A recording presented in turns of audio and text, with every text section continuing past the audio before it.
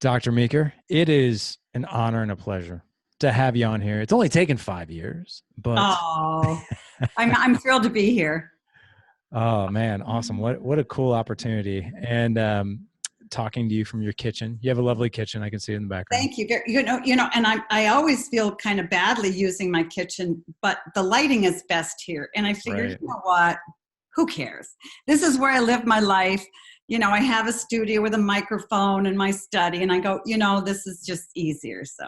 Yeah, I hear you. No, it's perfect. The funny thing too, what I've learned about being in the dad space over the past 5 years now is that sort of the more imperfect, the better. Like the Yeah, guys necessarily aren't into the highlight reel. They like, I agree. yeah, imperfection. So I would love to get started with, I know quite a bit about your childhood and about your upbringing and as far as the relationship with your own father. Yeah. But I would love for you to start there just to give us some context and color. Sure.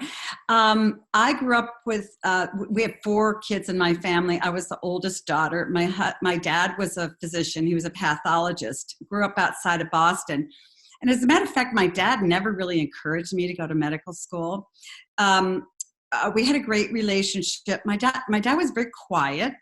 He wasn't perfect, battled some depression things, but I always knew growing up that my dad was my greatest fan and always had my back.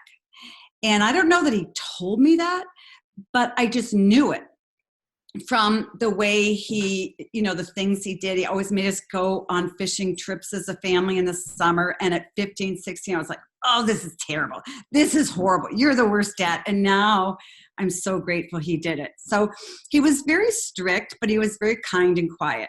Mm-hmm. I worked with a friend of his when I was 16 at a hospital, and I thought, this is it. I'm going to med school. Just that's the way it's going to be. And so I went to college, and I think I wrote about it in my father-daughter book about the fact that, my first round, I didn't get into medical school. And at 21, I thought, my life's over. It's over. And I heard my dad talking to a friend on the phone. And I heard him say my name, and I thought, this is funny. And he said, after I'd gotten all these rejections, yep, my daughter Meg is going to medical school in the next year or two. And I thought, well, what's going on? Either he knows something I don't know, or he's paid somebody off. I don't know. But, and then sure enough, a year later, I went to med school. And so my dad's words had a lot of power. So, my dad passed away several years ago, and I miss him like crazy. He had dementia, but, he really influenced the trajectory of my life incredibly. And, he was never trained as he wasn't a psychologist. He hadn't, been to a lot of parent support groups. He got the big stuff right. So what I really want to encourage dads to do is just focus on getting the big stuff right, because Mm-hmm. that's what your kids really want. And that's what my dad gave me. Yeah, I'm reflecting upon a story that you shared on another podcast, and that is your dad every now and again would take you into work with him on Saturdays, and Yes. you just really appreciated that. I mean, I'm thinking back to like a little bitty kid, in the office, like, oh my gosh, could it be boring? Do I want to claw my eyes out being in my dad's workplace? But you really appreciated it. You do. And I wanted to tell dads a couple of things. When I was 8 years old, probably second grade, my dad on Saturday mornings would take me in to work with him, and I'd sit at his desk and I, just sort of spin in that chair. And then afterwards, he worked at Mass General Hospital, and afterwards we would go out and we would have pastries and I'd have hot chocolate. And he probably only did it 5 times, but it felt to me that he did it every single Saturday, because in a child's mind, the time that you spend with your kids just expands. And so those were incredible memories for me.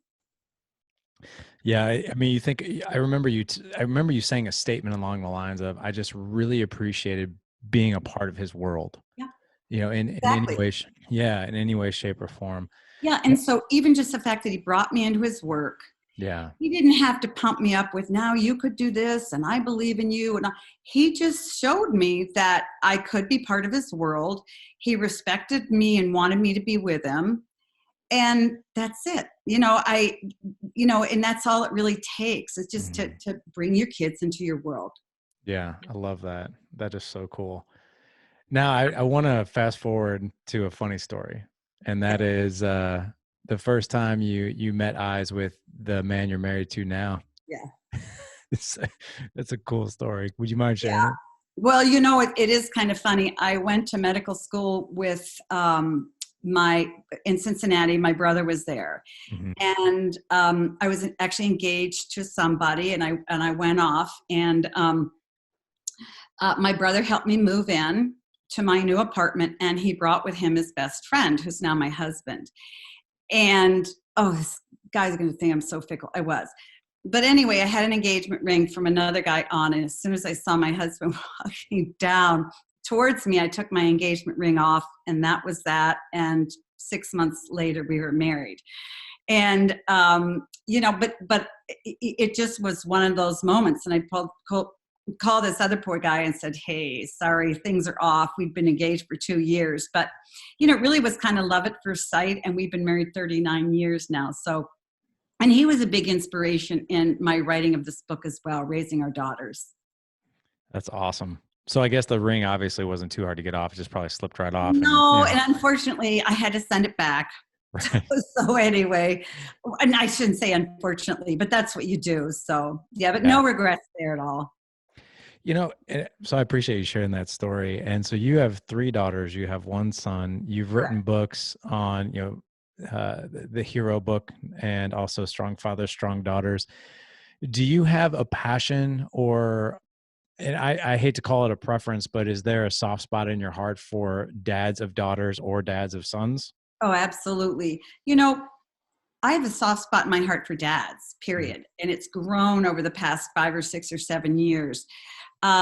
And I think part of that's because of raising a son, but part of my soft spot for dads with daughters is that I know what my father meant to me. And as I talked to other women, in which I did interviewed a lot for writing the book, Strong Fathers, Strong Daughters,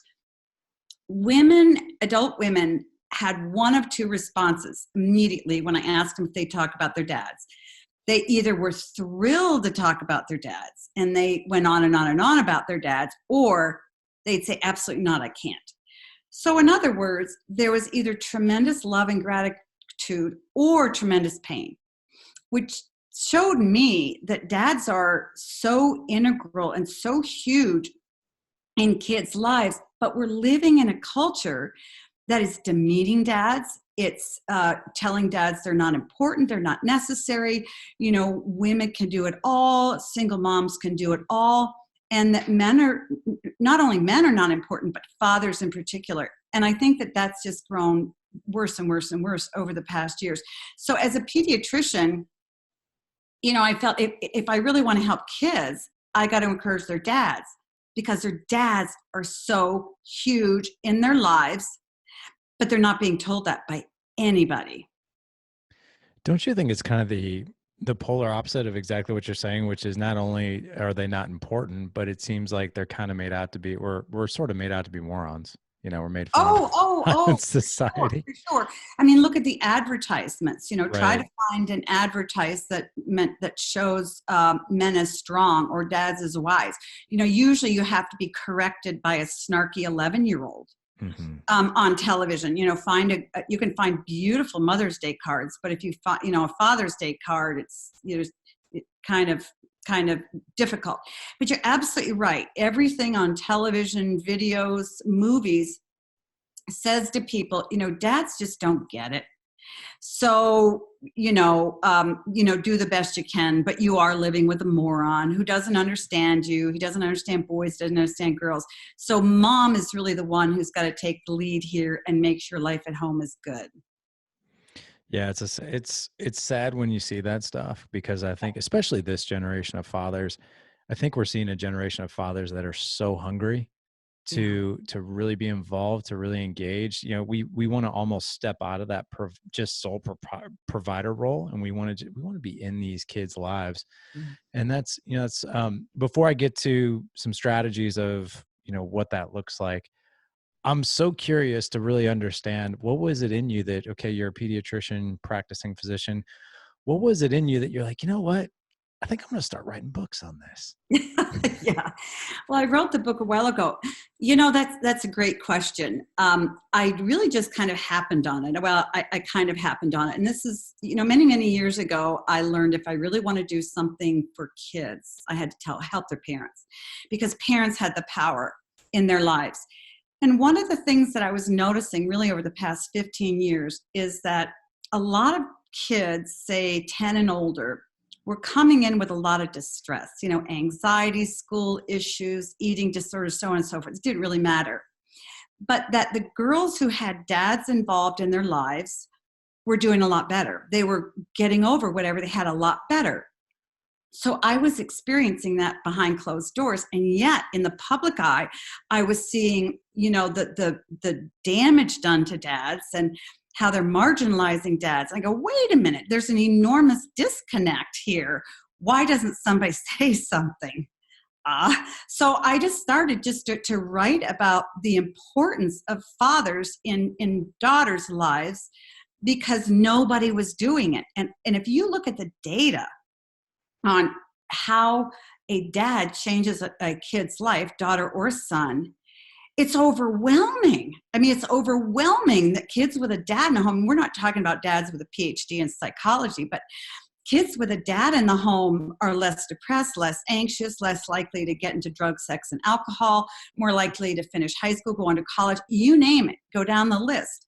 And yet, and the data is rock solid. And yet we're living in a time where we're so hyper-focused on mothers and championing women that we're demeaning dads. And I thought, why can't you champion both? But in our very divisive culture, you just kind of don't do that. So, that's really why I just started, because I thought, why doesn't anybody talk about it?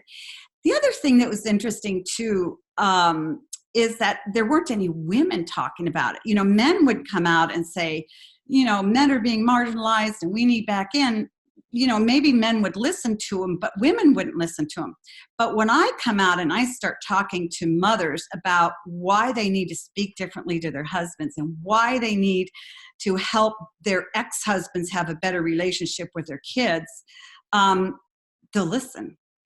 They'll listen more than they would by a man. I mean, a man can't go to them and say, you need to start talking differently to your ex-husband. She'll go, yeah, right. So, that's a lot of what I do. So I've been in kind of a unique position. And then the book became so popular, it just kept going. Did you ever think in your wildest dreams that it would become as big as it has? No, not at all. Yeah. I never thought I'd be a writer, honestly and truly. I was a pediatrician going on life, giving some talks about, parenting and this kind of a thing. And a publisher literally just asked me to write a book. And then I wrote Strong Fathers and it just hit. And then I've written since then, and it just keeps snowballing. So it's fun. I feel it's a great blessing, and I feel very, very grateful to have a job I love to do. And thank you very much for that work. It definitely helps a lot. You talk a lot about fear-based parenting. Yes. And like I said, this generation of fathers, I think these guys are super hungry. They're hungry to do it right. And the good news is we have a plethora of information out there that we can choose from. The bad news is we have a plethora of information that we can choose from out there. Exactly. So where do you think the modern man, the modern dad needs to start? Well, I think first of all, he needs to start with understanding, and this is hard to do, but really convincing himself and knowing he's huge in his kids' lives. You have to start at the beginning, because he has been told for years and years and years he's not necessary. It's all about mom. He just needs to, earn some money and keep life sort of simple at home. And if somebody needs him to say something, then they'll pull him in and say, hey, Dad. So I think it's really important for dads, if they can, to sit and try to see themselves through their kids' eyes. Now that seems harder than it sounds. But if you look, and that's really what I try to do with a father-daughter book, to understand that when your 5-year-old, your 10-year-old girl sees you walk into a room, she can assess within 15 seconds what kind of a day you've had. Are you in a good mood, a bad mood, whatever? And I tell you why. It's not that she cares that much about you. She cares about herself. And she needs you to see her, to look at her and say, hi, how are you? If you're in a bad mood and you ignore her, her day is ruined. Now, dad would never think about that. So if you start to see, how do my kids see me? Do they see me as an attentive guy? Do they see me as a kind person? Or do they see me as screaming all the time? Or do they see me as just, never paying attention to anybody?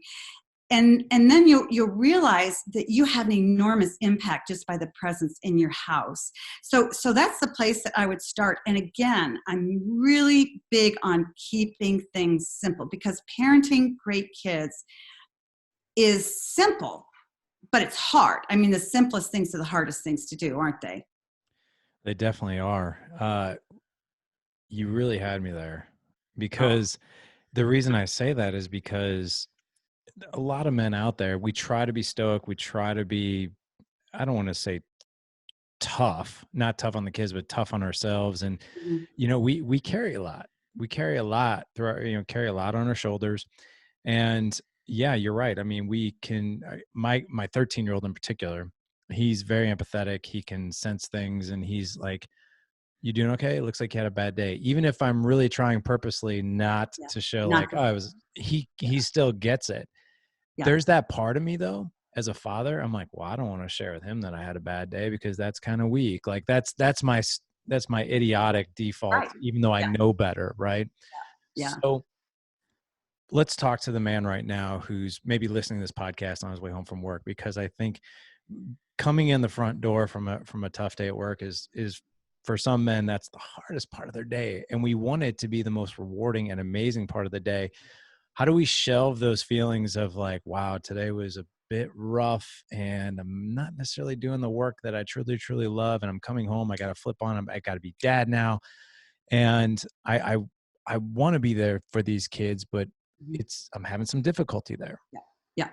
Well, first of all, I think that expecting yourself to be 100% engaged, the 100% engaged the first half hour that you're home is unrealistic, because I think that it Um, takes the time to transition. hmm, And, so you really got to give yourself some slack. When you're first getting home, you've got to sort of readjust from that mindset of work and the difficulty and the burden you feel to, oh, okay, here are all these kids or my wife, and they want something of me too. I just can't deal with it all. Because you have one foot in one place and one foot in another. So give yourself some time to just kind of chill. And even if you need to take a half hour after work and go for a walk before you go home, or just go a drive before you get home, just to kind of transition. And then when you get home, keep it really simple. In 5 minutes, you can sit down and look at your daughter, kindergarten, she's coloring her picture, whatever she's doing, and say, oh, honey, that looks so great. Give her a kiss on the forehead, move into the other room. Kids don't need a lot of time and a lot of your energy. A little bit goes a long way. As far as being afraid to express your feelings, first of all, you will never meet a more forgiving person in your life than your kids, because your kids need you. So if you overspeak a little or underspeak a little, share too much, share too little, it's not going to bother them nearly as much as it bothers you. And so I really think it's important that dads teach their kids how to express love, how to be affectionate, how to be attentive and listen. And a lot of that just comes through expressing your feelings. Do you need to tell your kids the mistakes you made when you're 17? No, of course not. Do you need to say, I had a really bad day, or will that hurt them? Sure.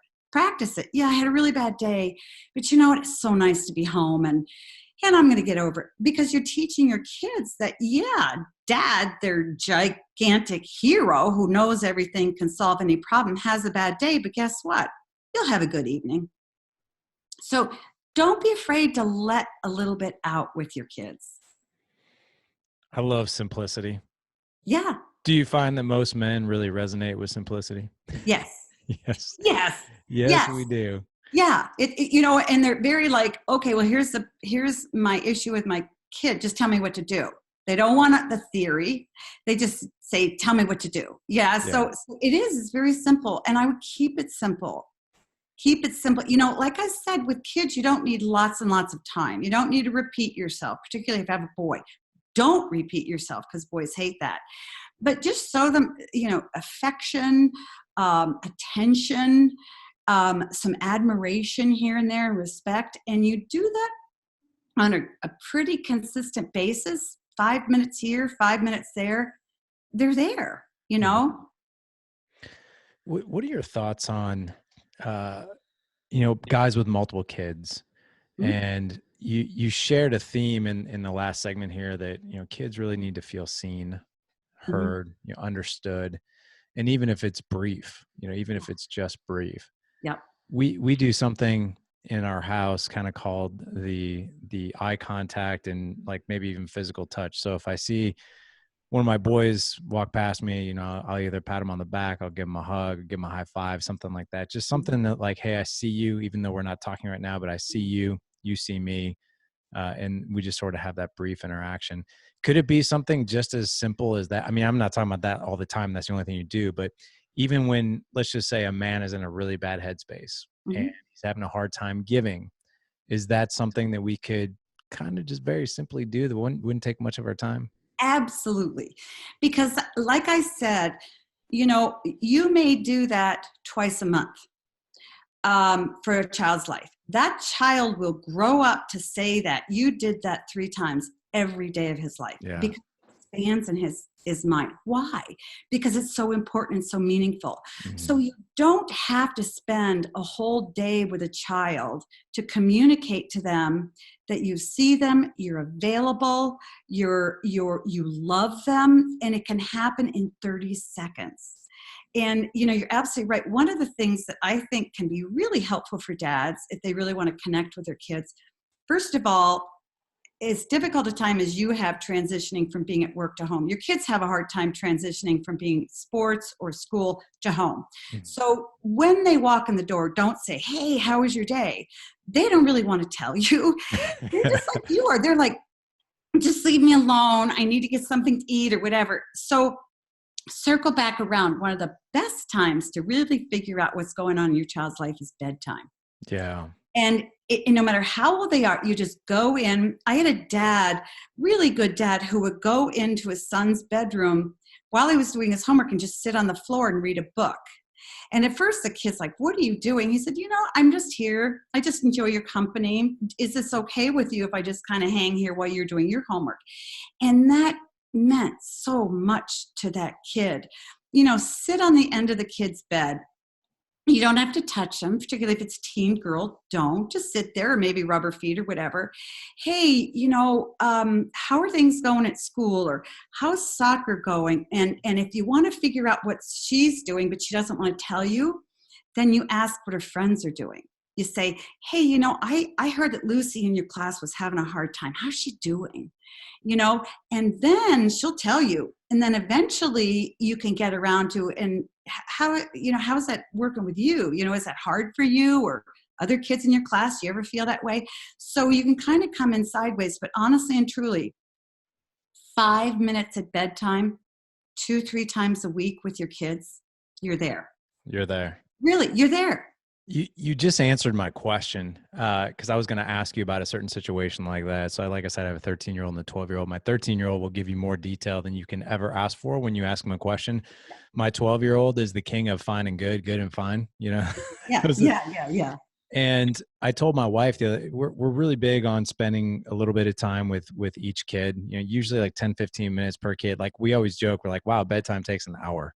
Yeah, yeah, And yeah. what I did the other night is instead of asking my 12-year-old questions, because even at bedtime, like it's for some reason he's just fine, good, good, fine. You know, Yeah, he's like an athlete and kind of like stoic. I'm strong. I'm this, you know, yeah. and he loves to draw. and I can't draw to save my life. And I told my wife, and I had no agenda or anything like that. I told my wife, I was like, I'm going to go downstairs, say goodnight to Mason, but I think I'm just going to draw next to him, and Yeah. with no agenda. And I didn't think it. And all of a sudden we were just sitting next to each other, shoulder to shoulder, drawing. And I could not get him to stop talking. Yeah. And I was shocked. I was like, whoa, I didn't expect that. And just so what I told my wife, I came back upstairs. I was like, you would not believe this. I was like, we just sat there and he talked my ear off. And she's like, well, do you think it had anything to do with you were in the same space and you were doing something that he really, really enjoyed? Mm-hmm. And Yeah. I think what you just said in this last segment really hit that home. You know, you're absolutely right. I think, first of all, a lot of kids who say good, fine, they really don't know what they're feeling. They're not trying to be evasive. They just, I don't know what to say, Dad. I feel okay. But to realize that boys will connect with you and bond with you better by doing stuff together, by just drawing together, by going for a bike ride. You know, daughters will connect with people usually through talking. But boys will connect by doing activities together. You're kicking a soccer ball in the backyard. You know, conversation comes up. You're hitting baseballs. It's also important because a lot of dads, I find, make this very simple mistake, and that is they pull their kids into their world, into the stuff they like to do, but they're not willing to join their kids in stuff the kid likes to do. And the fact that you're not a drawer, but you're going to draw next to your son lets him know that you're interested in him and his drawing, not just in having him do things with you that you like to do. They feel kind of dragged along there. So that's really important. That makes total sense. Get in their world, not necessarily bring them to ours. Yes. Yeah. You hit upon something in another podcast that I heard, John, and that is the busyness that is today with our kids. Like, I think a lot of parents out there think their kid is going to be the next pro athlete, and they're in year-long baseball and volleyball and activities out the yin yang, like literally like 4 to 5 different activities per week and all that.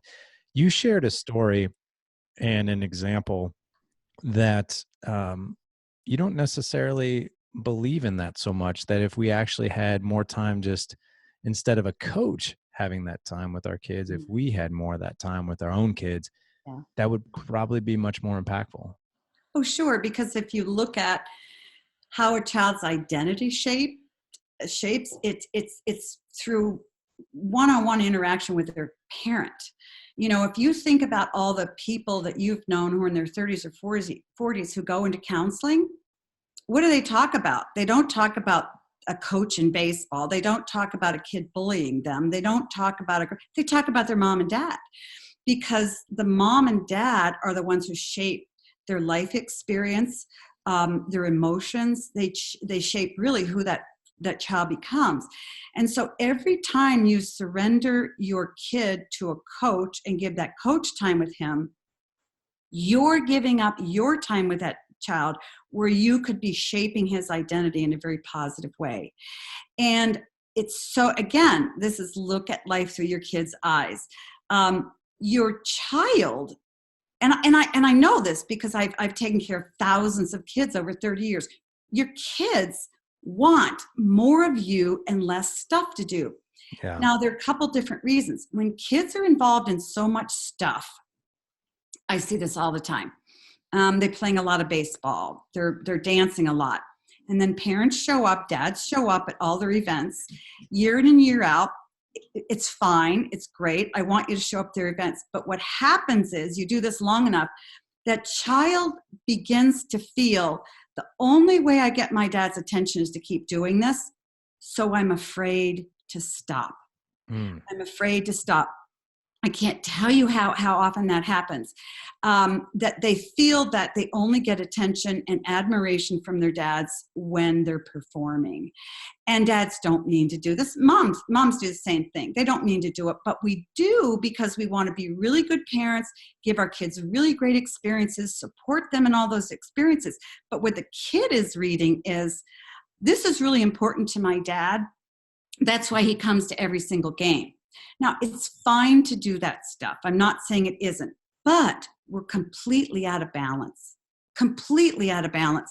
If you're never eating dinner with your kids during the week or the weekends, you're completely out of balance. You have to have family time at least twice a week, preferably 4 times a week. Yeah. Another thing my dad made us do that I hated, Friday and Saturday nights, we had dinner as a family. Those are the worst nights in the week to have a family dinner if you're a 17-year-old girl.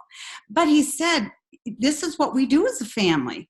This is what we do. So I'm going to be very selfish with my time with you. And I don't really remember what we said at the table, but I remember we came together as a family. Yeah. And if you keep those experiences from your kids, you rob them of deep joy, because 90% of kids who go off to college or go off to work after high school don't do any of the stuff that they've been doing over the past 5 years.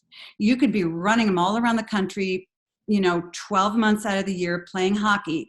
Guess what? They're going to go to college, maybe play hockey for a year or two, and they're done. It's not going to be their life. So why are you surrendering you in order for, and all these life-changing experiences in order to let your kid do all that stuff? So, but parents do it with the best intentions. And I understand it. But my husband said with our kids, outside of school, you get 1 extracurricular activity per semester, period. And they hooted and hollered, but now as adults, they're so grateful that we, sort of forced family time on them. Absolutely. And I love the dinner time thing. That is so sacred. Yes. Growing up, I kind of grew up in this sort of, everybody kind of grows up, I think, with some sort of craziness, right? But that's one thing that I definitely missed out on. But when we did have it, man, it was so cool. I really, really enjoyed that. Even as a kid, I couldn't articulate that when I was like 10, but looking back on it, like, those are the things that I really appreciated. You do. You understand that you're part of something, Right? part of a family. You're all connected. You have a responsibility to the people around the table, whether you like them or whether you don't. It doesn't matter. Maybe you're having a tiff with one of them. Well, the thing to do if you're having a tiff with somebody is not spend less time, but spend more time to work it through. Yeah. So kids learn a lot of issues about social issues. They learn about how to interact. They learn how to belong. They learn how to care. They learn how to talk to people. And it's extremely important in this day and age when kids are on screens all the time. They're really not understanding how to have real intimacy in relationships. And the best place to start is at the dinner table. Absolutely. Amen to that.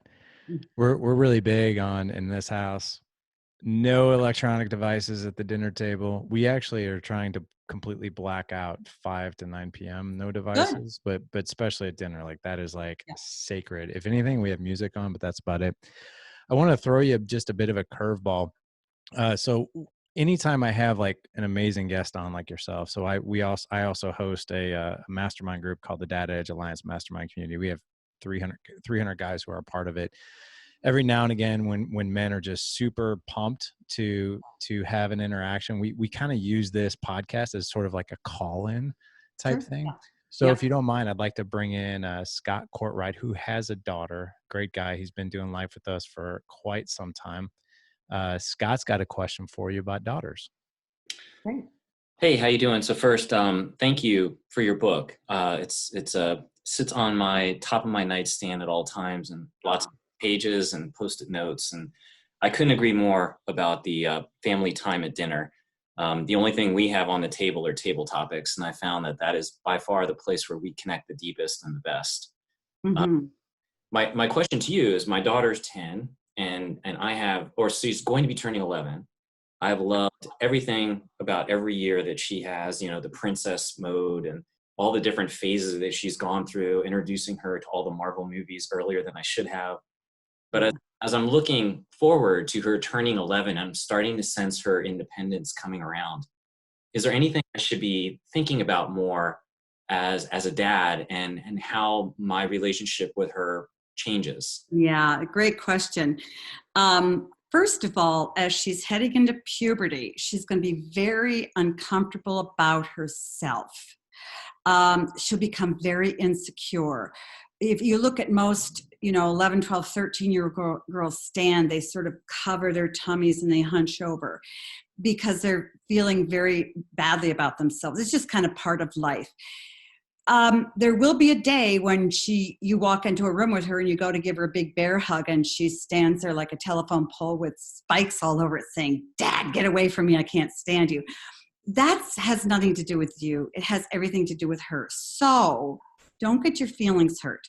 You'll feel her push away and you will read that as she doesn't need me, she doesn't want me. But that is not what she's saying. So don't misread her.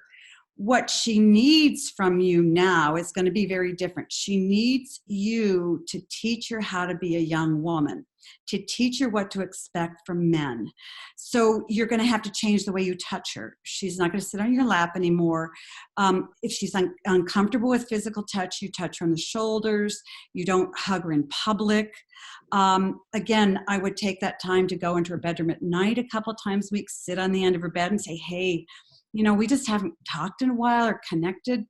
How's school? How's this?" And if she wants to talk, great. If she doesn't want to talk, that's okay too. Keep going after her. But it's really important during 12, 13, and 14, the rest of her high school years, that you let her know you're the man in her life and she's going to be interested in other men. But your job is to guide her and to help her and to really make sure that she's dating the right kind of guys. Now, this sounds hyper controlling, but the reason I say this is because teenage girls need help. They have no clue how boys interact or what boys are thinking or feeling.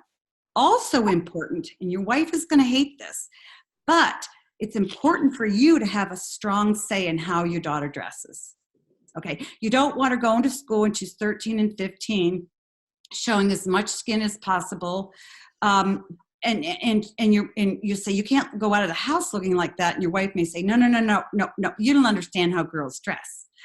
You say, I do understand how they dress, but I'm her dad.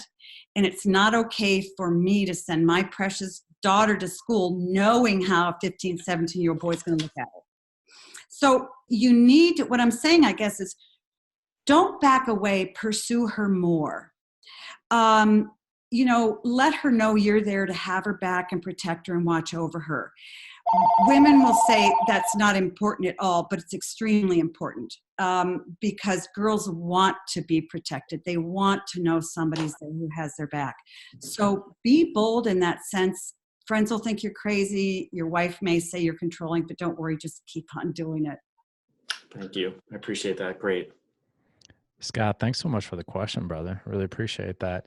I'd like to go to Chris Lesso next. Chris, I'm going to unmute you, or why don't you unmute yourself and go ahead and ask your question. Hi, Meg. How you doing? Good. How are you, Chris?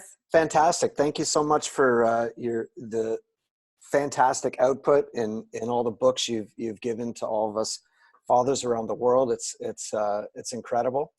And I just had a quick question on, well, my daughter's 3, and I know that I'm being watched in the way that one day far in the future, the relationship of like who our fathers are to a daughter and who they end up with, marrying and kind of look for as partners. And I know there's a lot of different phases, like the phase my daughter's in now, in the teenage phase. And just wondered if you could speak on that, because I'm trying to be the best model, even as young as she is now, but I'm, aware of those times I fall short and, lose my sense of humor, lose myself as a good role model. So just wondered if you could speak on that connection.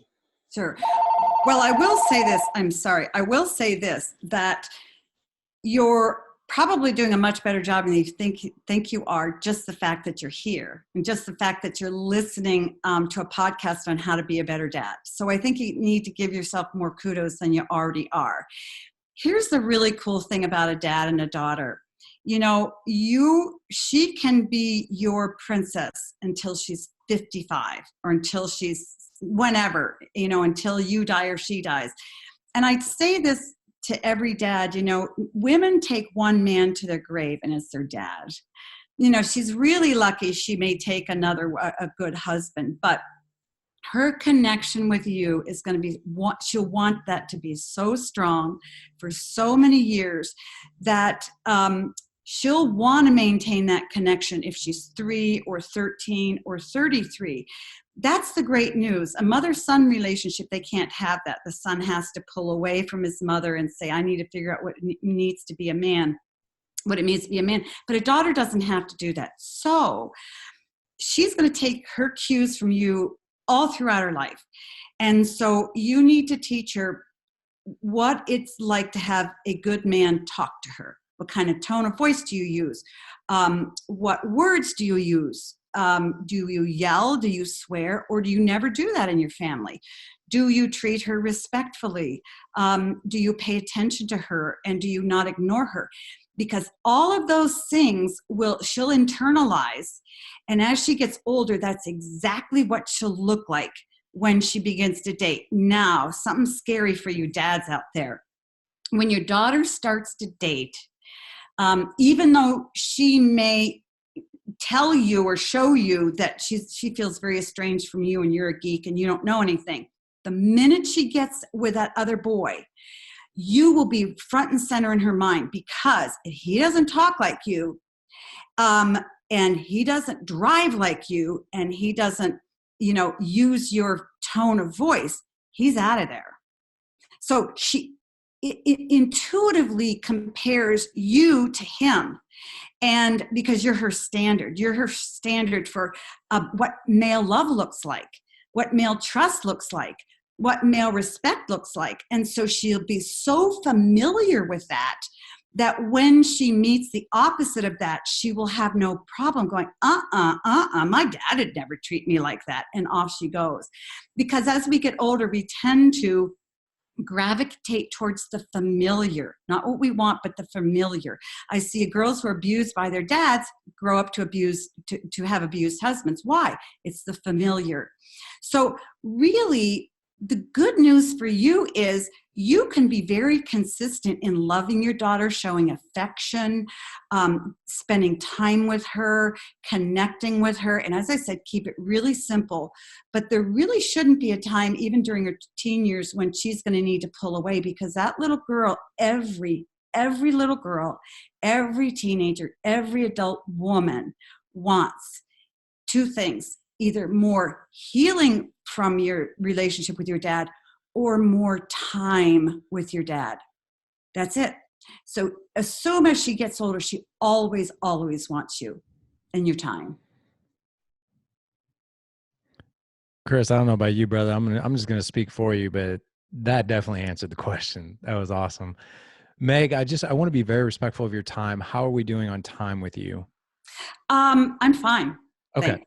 What I'm going to do is I'm going to go ahead and just take one more question. We have 32 guys on this and we've got hands up all over the place, but I'm going to, just to be respectful of your time, I'm going to take one more, and that's from Jeff Hemmer. Jeff Hemmer is a longtime friend and masterminder as well. He actually wrote the book, Man Up, and he did it from a place of spirituality. So the title of the book is phenomenal, and he's got 6 kids. Oh, wow. Yeah, I'm going to let him step in here. Jeff, can you talk? Dr. Meeker, it's really an honor to speak to you. Oh, thank you. So we have 6 kids, and number 7 is coming in June. So we have... You're an animal, man. Yeah. Boy, brave. Yeah. Well, we like the first 6, so we have no reason to expect we won't find a great... Won't like the second. Yeah, good for you. So we have 4 girls and 2 boys. And I think in some ways raising girls to be strong, independent women seems an easier task in my mind than raising boys to be strong, independent men. Because I'm not a woman, so I don't expect my daughters to be little copies of me. Mhm. but I do kind of have this expectation that my boys should emulate me as their father, and I don't want to put those kinds of expectations on them. I want to give them the freedom to grow up in the world and explore the world sort of on their own terms. I want them to grow up to be good, courageous, sacrificial men, Mhm.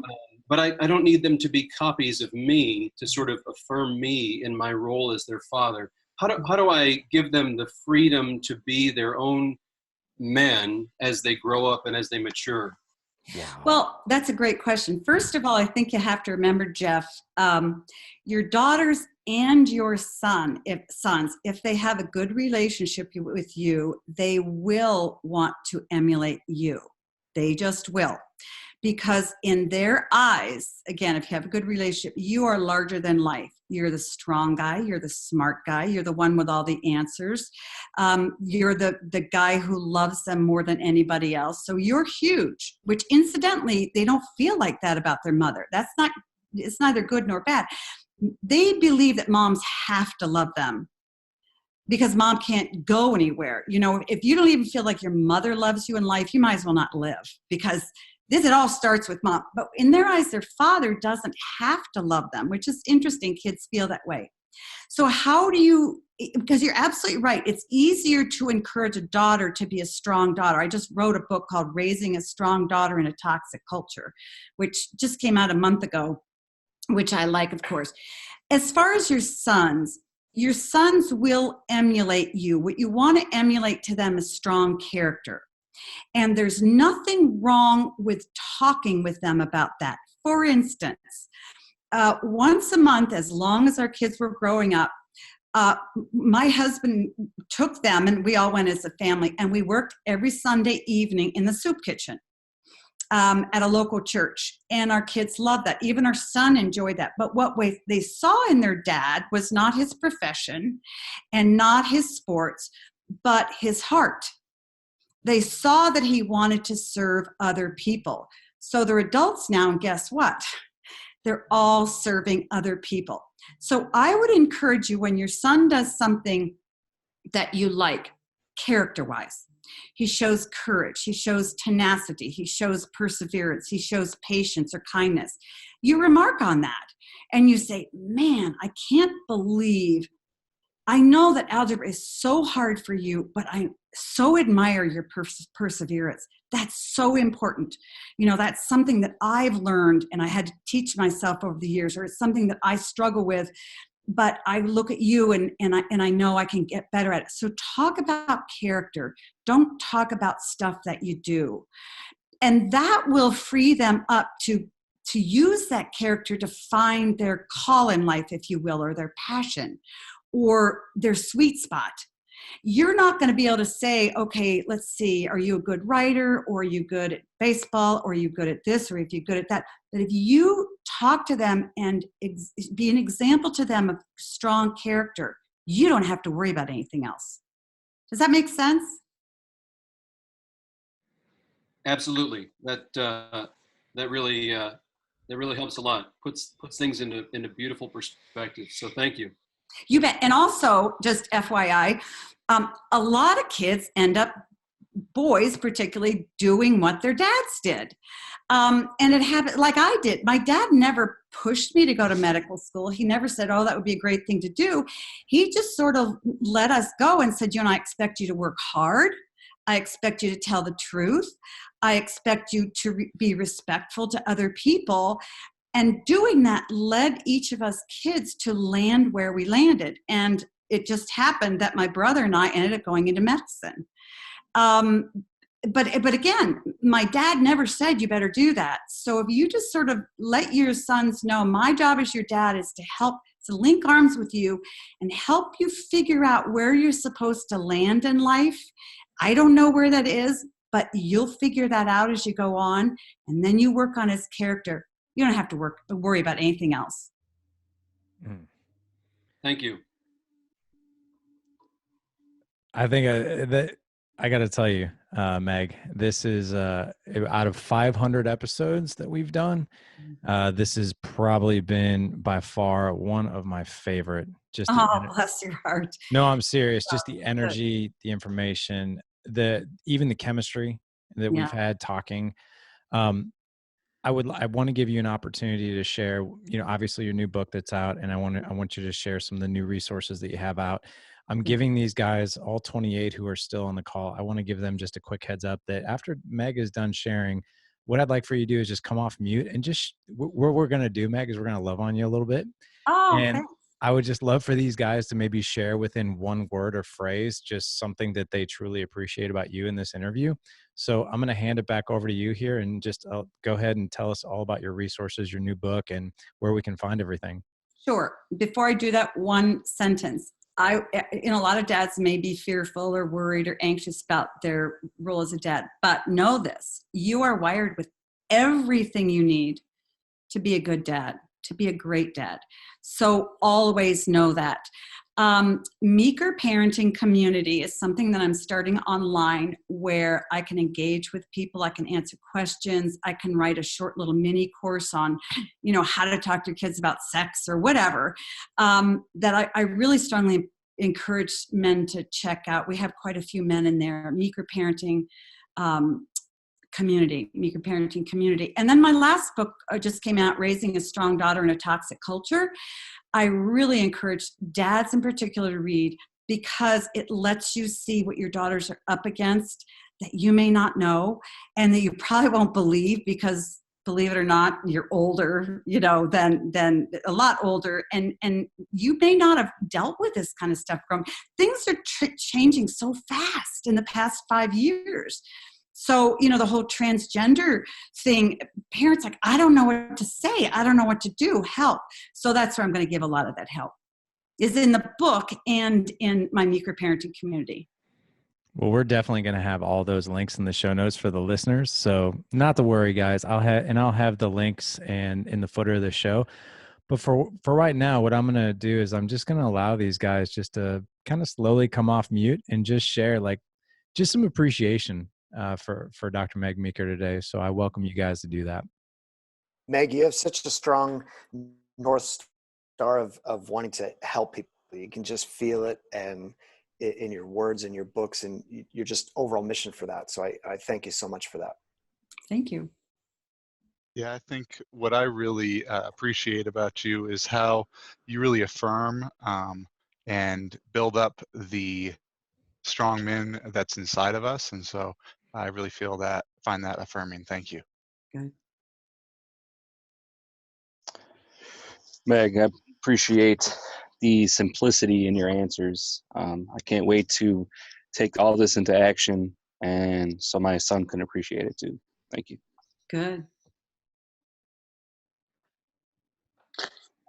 Meg, if I could describe one word, it would be relentless. You saw an issue in the world, and you decided you were going to put your thoughts out there and your opinions and your knowledge, and you're giving resources that are going to change generations. So that's awesome. Thank you. Thank you so much. I am relentless. And I did get that from my dad. I just have a tenacity that, if you believe something is right and good, you go at it. Yeah. That's right. Anybody Meg, else? Meg, I just wanted to thank you for your belief in dads, and in a society that just belittles dads in their role, and especially on like shows and whatnot. I just appreciate your willingness to help dads and to just love on them. And it's much appreciated. Well, certainly. It's pretty easy. Thank you, Eric.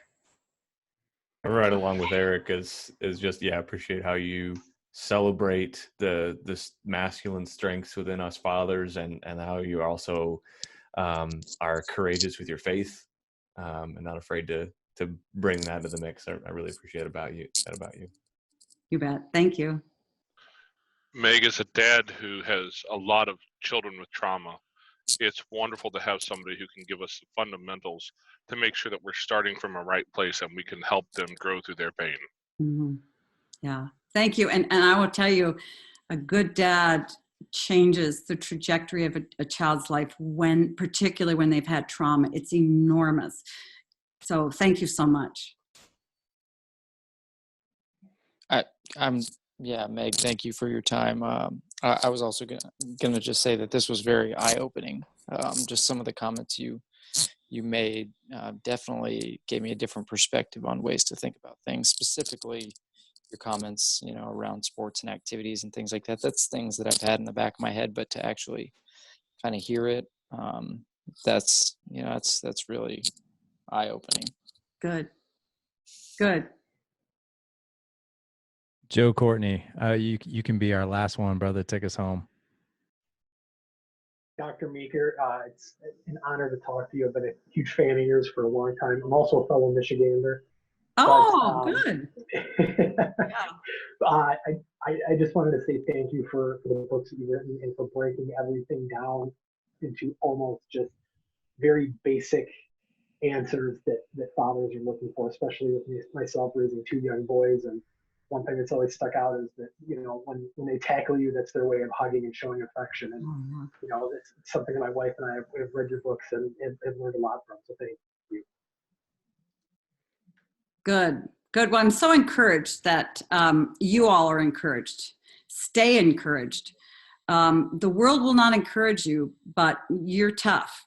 You're tough. You can encourage yourselves and just stay strong. It's a tough world, but and I honestly believe, fatherlessness in our country is the most important problem in our country, and that if we could get dads, even 5% more dads, to get in their homes or engage more in their families, we'd live in a different country. And I really mean that. There's a lot on your shoulders and you can make so much impact on our country. And I want to be the one that just kind of pushes on you a little bit to do that and to stand up and encourage you and say, trust your instincts. You have male instincts. They're not female instincts. Good. Use them. Well, I have thoroughly enjoyed this. Thank you so much for being so giving with your time.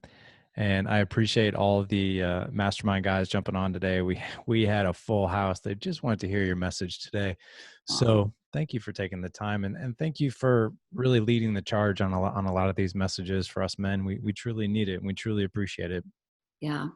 Well, thank you. It's my pleasure. I appreciate prayers of, you all, because there are a whole lot of women out there who hate me. It's okay, but I really appreciate, this time with you. Same here.